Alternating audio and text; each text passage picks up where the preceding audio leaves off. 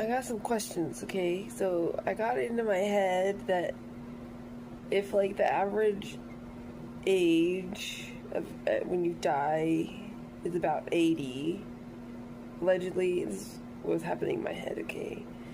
So then I started thinking, like, there's got to be at least one, infant that dies at 1 day old, okay? So then if the average age of death is 80, does that mean that there's at least one person that's living to be like 160? It's like based on averages. Anyway, I know the average can be skewed, and like one baby dying at 1 day doesn't necessarily mean that there's going to be an equal at 160, but it just got me wondering. Anyway, so I ended up at CDC looking at the death statistics, right? And, like, correct me if I'm wrong, man, but it says, like, in the US, like, per 100,000 of the population, the death rate is like 750, okay?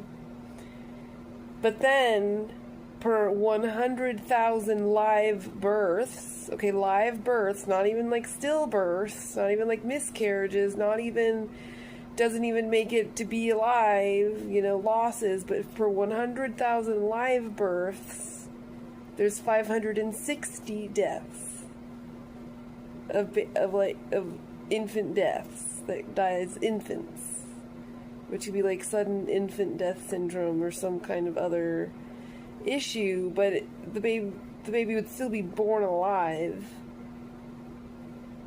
and make it to infancy and then die at a rate of 560 per 100,000 live births, while the overall death rate for the people that still tend to live to, like, be counted somewhere in the average of living to be, 75 or 80, the death rate is 750 per 100,000.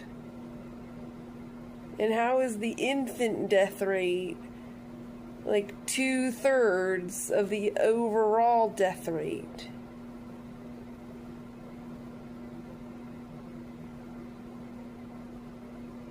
And is that number counting in there? So like 2/3 of all deaths are just infants then? I mean, what am I missing here?